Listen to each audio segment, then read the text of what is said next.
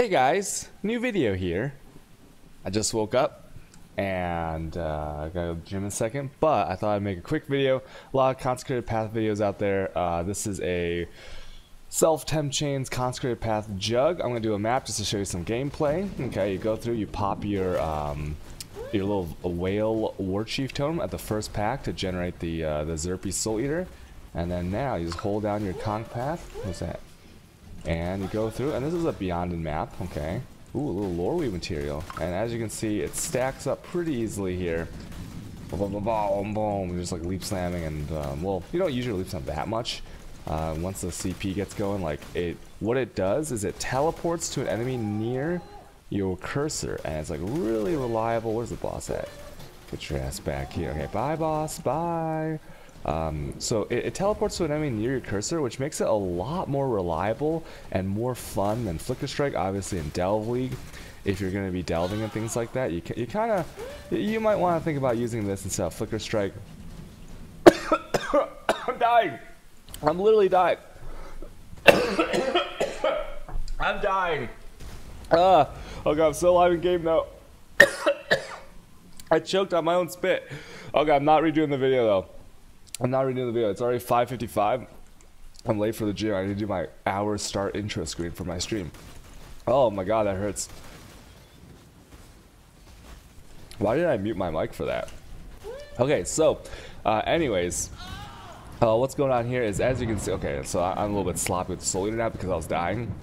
But you pretty much have a 20-second Soul Eater, and then header buffs are about 40 seconds. So when you go through the map like this, it gets pretty crazy.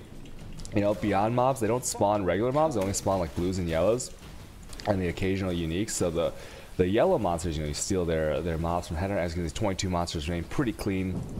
Let's get back in here. Sorry about that, guys. Okay, sorry, I do these one takes, so sometimes this kind of things happen. So let's go over the easy stuff first. I chose a Jugg. And I saw my friend playing Jugg, and I was like, is Jugg pretty good? And Jugg turns out to be pretty good.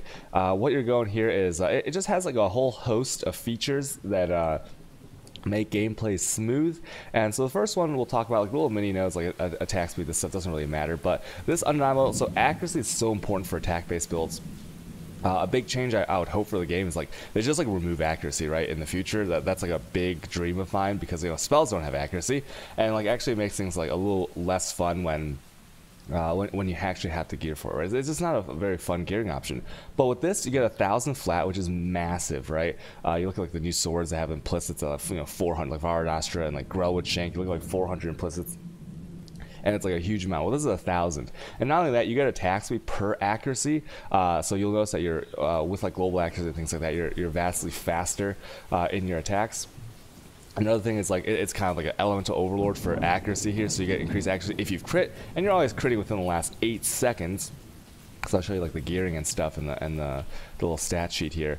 And then as for the other one, like the damage, 30% increased damage if you crit in the last 8 seconds doesn't really matter, because 30 like increased modifiers to this degree when you are stacking and have so many more multipliers and have things like Headhunter and all these buffs, it doesn't matter that much. So you can kind of just, it's something, but it's not that great. And then gain accuracy equal to your strength. If I go to my character sheet right here, I have 442 strength. So that's like comparable to, like, you know, the implicit roll on some swords. So that's pretty huge too.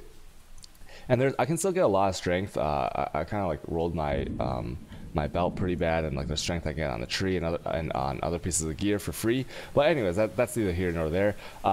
So you get a lot of accuracy, and if I show you right here, look at this, I have 92. If I put on a ice Golem instead of a lightning Golem that I'm using now, I get 93. And you know what, as you saw from that map, at the rate in which I attack, 92, 93 is not that bad. Ideally you want to be at like probably 95, right? But we just can't get that without significant regearing and changing my rings and stuff. So the next part of it is we have this node here. So I did take this first, Undeniable. Then I took Unflinching, and Unflinching is basically, you can read through this, basically massive endurance charge generation. Basically, you're almost always going to be at full endurance charges. Okay, and endurance charges are really strong. A little bit of fizz reduction, a little bit of max res. So in those points when you're leveling the character and you don't have the max res, well, or you don't have the capped res, 7, 8 endurance charges. What is that? That's 28 to 32 total res. It's insane, right? It's awesome. So that's really nice. I mean, this one gives you a max as well. But yeah, so basically endurance charges all the time, no matter what. Go up here, unyielding. So basically, if you have 8, you have 40% increased damage, you have 40% increased AoE, which when you have not that many other modifiers to AoE, I'm not using AoE gem, I only have the amplify right here. Yeah, okay, so right here I have that. And so my radius now with my current sub, it's about 40 with my dying sun up. So that's respectable, right? And so also the chance of getting endurance charge when he's stunning me, I mean, you already have like this, right? So you're pretty much like, you're always at full endurance charge once again. And then stun duration on enemies with endurance charge, not really that important, but I guess you do notice sometimes stunning some big boy bosses and stuff. So doesn't hurt, right? It's a little bit defensive too. And then the last one that I would get, because you know, in softcore this is just purely defense, so armor, endurance charge duration. But then this one, so physical reduction, obviously very strong. And then this one right here, 8% reduced elemental damage taken while at max endurance charges. You are always at max endurance charges, so you can liken this to, if you like Templars, what's his face, Inquisitor gets Augury of Penitence, which kind of translates to like, what is it? It's like 4% less damage or something. But like this one's pretty damn good too. And so that's on the Temporal. On this one, 8% reduced when you're at 75% is, what's 8 times? I think it's like 2% max res, right? If the math is right, I don't know. I just woke up, the math's late. But imagine this like 2% max res if you don't have any max res modifiers already. And if you do, that's a little bit different. But anyways. 4% per endurance charge for Chow's resist, so 32% Chow's resist, which is huge. You know, there's a lot of Chow's damage in the game now, and that helps. So anyways, that's the tree. Over here, you can pretty much see, I just went like pretty much all life. And there's some little things here that we can talk about. So I grabbed all the life and all the endurance charges on this tree. Obviously, there's like little utility things like speed here, tiny bit of leech here, a little bit of damage. Now the Soul Taker is my main hand and it only uses the main hand, so that's why it's like damage with axes and one-handed and stuff like that. But there's like not that many damage nodes besides the jewels. And then this node, I'll actually talk about that in a second. And then so a little bit of AoE. Now this node right here, you might be thinking, why do you connect here, right there, when like it connects here, right? You don't need this point. This point gives you 1 radius. It's an actual point of radius, so very important. Definitely take that point. And then obviously life. And this is although it's Elemental Overlord, so it's not crit based, but you do need to crit, and the crit's pretty darn good for a non-crit base. If you look right here, main hand 7.28, but that's gonna get multiplied by all the HH buffs and stuff like that, and you attack so fast that essentially, like, let's say you have like 0.93 and you attack like, I don't know, 5 times a second. So 0.93 raised to 5, right? So if you attack like every second, even without the HH buffs, every second it's pretty much it's like a 60% chance, right, to crit. And then so there's no way you don't have Elemental Overlord the entire time. And then also Elemental Overlord, it gets slowed by the Temp Chain, so it lasts even longer, allowing you to have that up more. So 40% more damage there, pretty sick. And then so a big distinction in this build is that I didn't take Avatar of Fire, because it makes my consecrated path be able to apply ailments a lot easier. So before I was taking this, you could take this. It's pretty good because the CP, if you look at it right here, where is it? It converts already, so it's already 50% conversion. So if you take this, it's 100% conversion, and so it's a lot of damage. And then obviously you have to find other ways to like shock and stuff. Maybe like you take like a yoke or something. But anyways, we'll go over all those gearings later. But I didn't take this because I have a Watcher's Eye, and this Watcher's Eye, it converts 39%. The max roll is 40%. So if I had a perfect one of this, I have 90% converted to fire, and I can shock, shock, freeze, chill, and ignite on the build, which I think is pretty darn good. And Once again, it's because of the linkages and stuff, which we'll talk about. So other than that, the jewels, I went for like, because my base resists, I mean, right now they're capped, but they weren't before. So I was like, you know what? I don't want to have to rely on endurance charges because I am using Immortal Call sometimes. So I want to get a baseline 75 resist for everything, and then from there, we'll just go from there. So my jewel priority was life and then a total resist roll, or like life and like a double resist single roll. Like for example, there's like a affix called like cold and lightning, fire and cold, cold and fire, like those. That was the last same thing. But anyways, so you get your resist cap and get a life roll on it. That's the first priority, and then you go for things like physical weapon damage, area damage, generic damage, melee damage, physical attack damage with axes. All the try to get the non-generics first because they're higher roll ranges. And then, of course, attack speed. Attack speed will make your leap slam feel a lot better in the beginning of the map before you drop your first totem and before you have Soul Eater. Now, I will say the totem, you get this after one pack. As you saw in that last map, I killed the first pack of monsters, and I instantly had this up because it only takes 40 souls. So you drop this after the first pack, and then you're good to go. So it's not that long that you're a slow... here, I'll just show you, right? It's not that long that you're a slow leap slammer like this. It goes away really quickly. So attack speed, like now that I think about it, is okay to make you feel good at the beginning, but later on, you get the Soul Eater, you won't even notice that. What else is there to talk about? It's just jewels everywhere, wherever you can get them. I'd say like 3 points is a good budget. If you can reach a jewel in 3 points, you always take it. And another Watcher's Eye that you could get is so let's say you're going Avatar Fire, right? Or you use Exopiage's Blood. Then this one isn't the best because it's already fully converted. Then what you want to get is a preferably a penetration, right? 15% penetration while affected by Anger, Watcher's Eye, and then if the second one, if you can get it, Fizz convert to extra fire damage while affected by Anger. Right?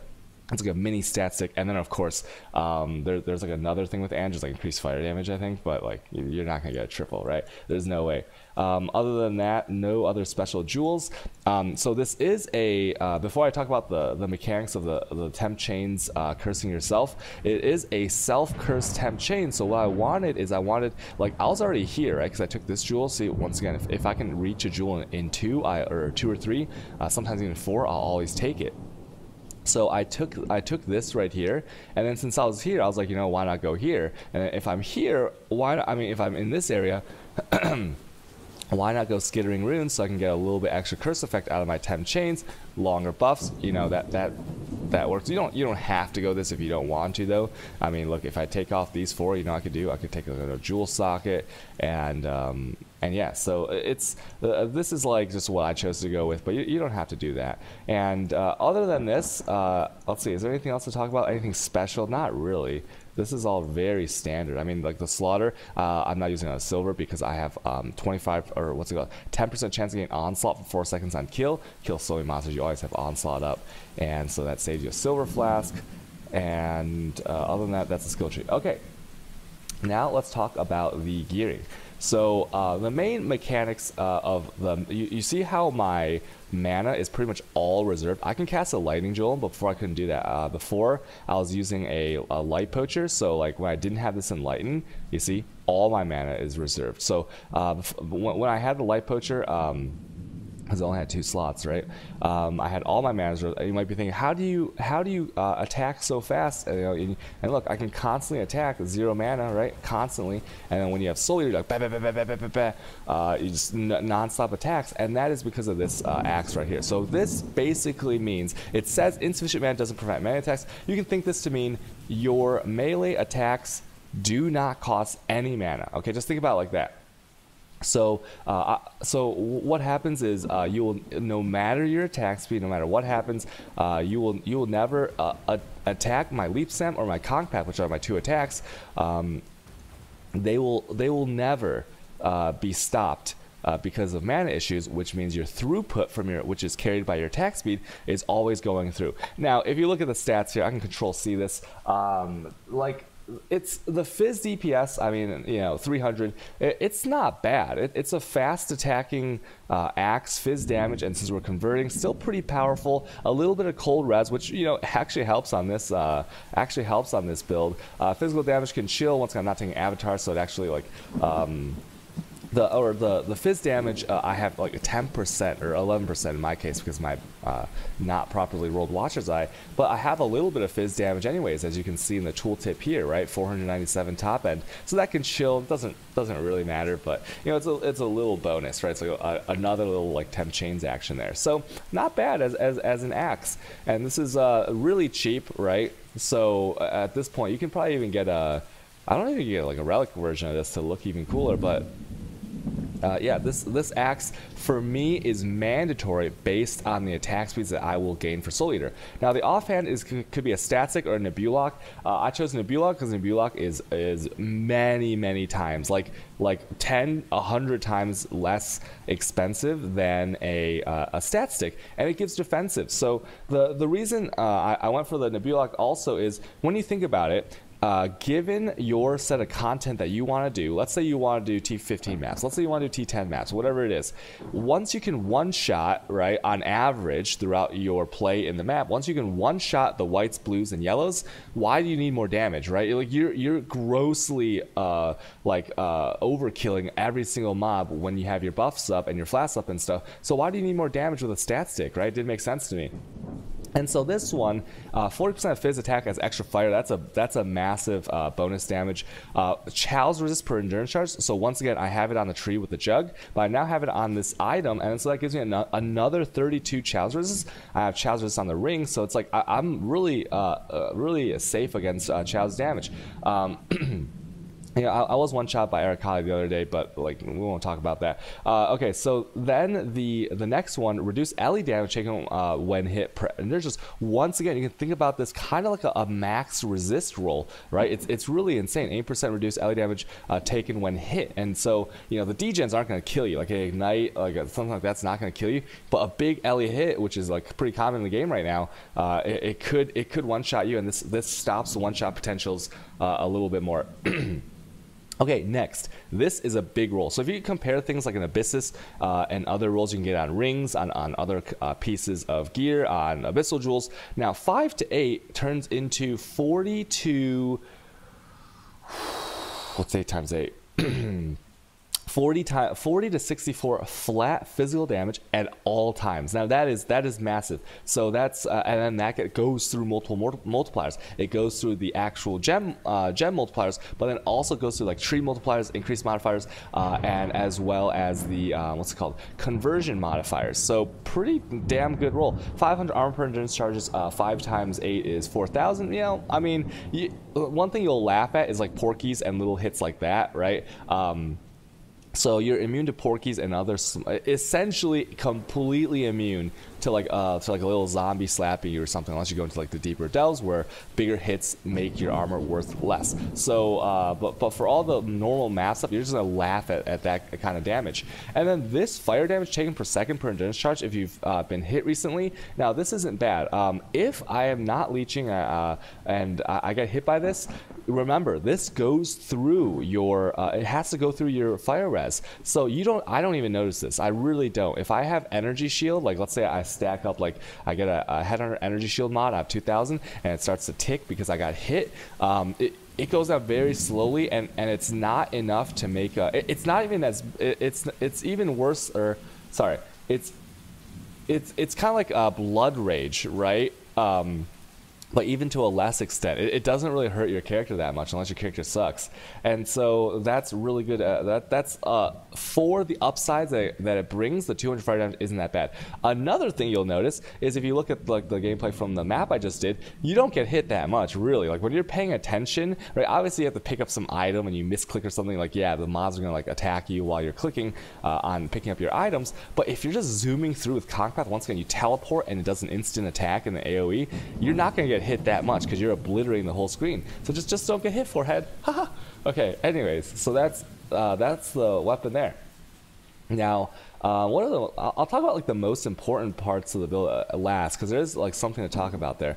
The chest, what I'm using is I'm using a rare astral plate. Now, astral plate is 36 total resist, which is massive. Level 1 maim is about, what is it, like 20% more damage, right? Because there's a more multiplier, then there's a taken multiplier, which multiplies together. So it's about, let's just say like 20%. I don't know the exact math, but that's really strong. So you now have a 7 link, and then this. These can be easily crafted through serrated, which are hard to buy, and then pristine. Pristine are extremely easy to buy. Fossil crafting, and so like it doesn't take long. I crafted this myself yesterday. I mean, like it's just you can craft these yourself, right? And so basically, massive life, a little bit of regen size, critical strike chance is actually pretty good because once again, we are elemental overlord here, so not a bad roll there. So it's just a life and resist, and once again, resist are kind of tough for me, so. I wanted all the resist I can get. If you don't want to use this, you want to use some unique chest, be my guest. But I just wanted the life. 6.8k build for me is kind of unusual, right? I very rarely have more than 4,000 health, and so this chest is amazing. I mean, a bunch of armor too. I know, 29% quality. Well, I bought this one, so like someone didn't use the perfect fossils to get it to 30. Okay, so that kind of sucks, but. Nothing to say there. And then we'll have the boots. So these are Combs Roots, 200 life, can't be slow below base speed, which is kind of important when you're temp chaining yourself, so it'll feel a lot better. So I'd say that these are mandatory. And then also, I mean, 200 life, massive. And then plus 1 maximum endurance charge. Once again, it factors into your Jugg, factors into your Nebulok, so pretty darn good there. And as for the rings, so these, I would say, if you can get steel rings, it's great. But if you can't, you can just do rings that shore up your resist, have a physical damage roll, and maybe a wed roll, right? So maybe like any kind of life, shore up your resist the best you can, then go for the damages in wed or fizz damage to attacks. So nothing more to say there. They're just rare rings, and then like this one's actually not that great. I should upgrade this one. That's pretty bad. But like, yeah. So get yourself some rings like that, depending on how your character's geared and how your resists are. Okay. Belt, I'm using a header for obvious reasons, because I do not run maps without Beyond anymore, and so if I'm running Beyond maps, I feel a header is the best. I'll go over all the swaps later too. Actually, no, I can go over swaps now. This headhunter you can just replace with a Bisco's leash. Bisco's leash is kind of insane because you get Rampage, which is speed. It's a little bit of quantity, a little bit of rarity. Really nice belt. You'll have a lot of fun with it. And then as for, okay, now let's talk about, the amulet. Okay, so these 3 items, the helm, the gloves, and the amulet, are what makes my version of this build work. So if you look right here, this item, curses in this item are reflected back to you. So when you put a curse on an enemy, it will also be on you. And so it has to be socketed in these gloves. Very important thing in case you're wondering about swapping it around. Okay, it literally has to be inside of these gloves. And so the temp chains right here is being applied by my my Herald of Thunder.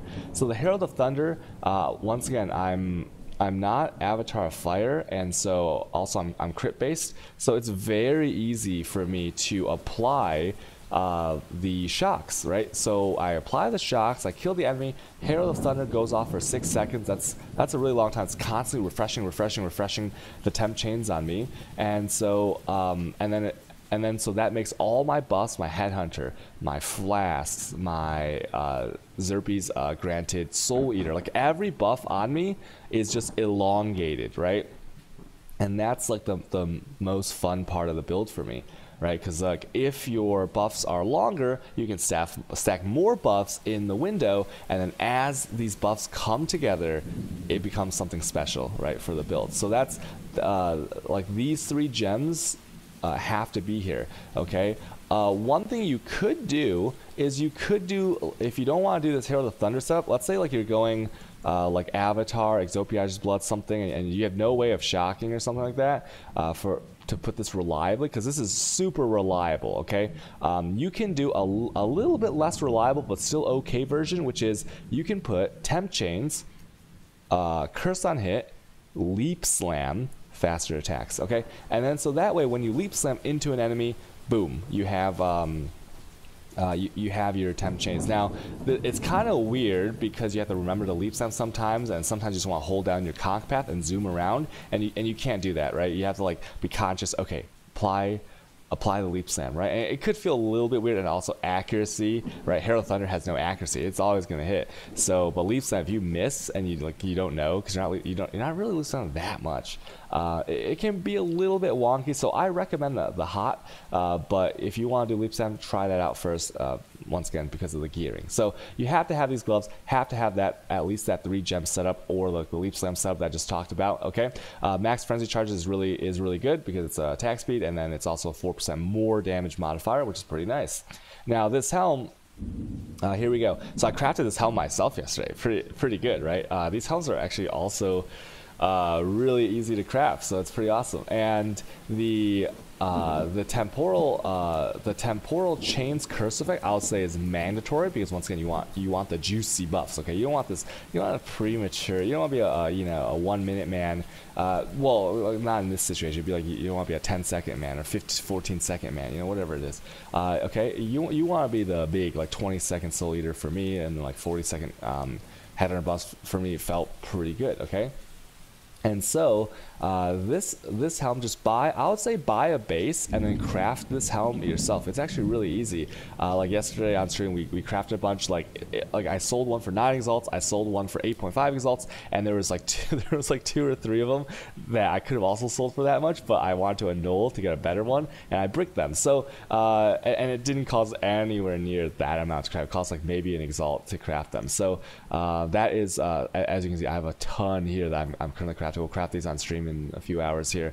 And so basically what you're doing is Scorched Pristine in a 2 slot, and then you just do it on highest level Eternal or Royal Burjoni that you can find with this enchant, and you should be able to hit something like this quite easy. I'm not even joking. It is really easy to hit these rolls. So the -9 fire res is a what's it called? It is a more multiplier, which is really nice. You're always up close, right? If you have conk path, because conk path's not like massive or anything, it's not a projectile. And then once again, these 2 big resists are shoring up my resist, is exactly what I need. And another thing I will say about this is if you can't get this, you can buy a light poacher. Light poacher is fine. I mean, 2 abyssal jewels, very strong. Get yourself 90 health through those 2 abyssal jewels. Another thing that what is this? Oh, he's trying to buy the thing I'm using, so not selling. That's why it's so high priced. But another thing I'm doing is that if you want to swap this out for a light poacher, get a temp chains curse effect. Light poacher, very strong, 90 health between the 2 abyssal jewels, physical damage modifiers, fire based attack modifiers with axes. You know the drill, right? It's pretty damn good. In this Helmstead, but I think this is the best because, I mean, how are you going to beat like 100? You can get like 140 life, 3% increased life. I mean, big resist, -9, like more multiplier there when it matters on bosses. So that's really intense, man. This is a nice helm. And now the Xerpes. So the Xerpes at this point is pretty expensive, but what happens is when I drop my Whale Ancestral Warchief Totem, because it counts as a whale skill, I gain Soul Eater for 10 seconds. Well, for me, it's once again 20 seconds because of the temp chains. Now, Soul Eater, 5% attack speed, 5% cast speed, 5%. Is it 5% character size? It's some percentage character size, and so that's per stack, per kill of a monster. So you can imagine how many monsters are on a map, especially spawning with Beyond. You get 100 stacks, 500% attack speed. It's just ridiculous. And so you zoom around this, and yeah, so the bad part about this is that it makes your attribute requirements really iffy. Now, here's the good part about this build. This is a strength-based build to start. There's a little bit of dex, so as you can see, I can't level up my faster attacks. It's stuck at 18, and my Herald Thunder is stuck at 11, but my curse, I mean, like things like my curse on hit and my combustion are at 20. Oh, look, wait, I can whale this one. Can I use this if I hit a 21? Let's see. Okay, so, well, nothing happened. But anyways, I'm able to use a 20/20, right? -19 fire res and 29% more fire damage. So you don't even need to use elemental focus here. This one is, I think this one's even better because it makes my other gearings more smooth. So, well, yeah, we gotta talk about gem sockets afterwards. But anyways, what was I talking about? So you strength based mostly, and then a little bit of dex, and then my int, and that is why I took this 30. And now you might be wondering, why'd you take this? Because with this, I get I gain, I believe it was 4 levels or something on my combustion, and 4 levels on combustion for this 1 point. You can think of this as a more multiplier to your damage by taking this 1 note. I know it's weird, but it really is. Okay, so definitely get your int good so that you can like maybe use a combustion 2020. I need to look into if I can use a 2120 here without you know, messing things up. Okay, so with that said, we're gonna go over the gem sockets here. And so in here, in my axe, I have an Immortal Call setup. Now, I have a 21-21 Immortal Call cast when damage taken because my guy's pretty tanky.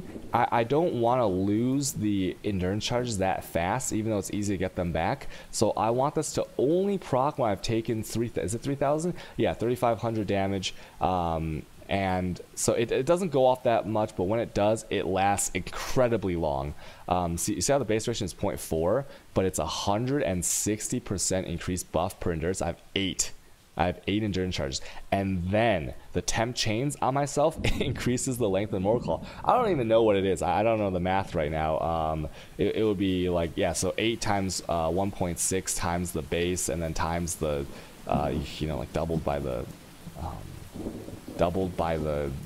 temp. I don't know, 8 seconds, 7 seconds. It's something ridiculous. So when it goes off, you're immune for 7 seconds, and then you instantly get your endurance charges back.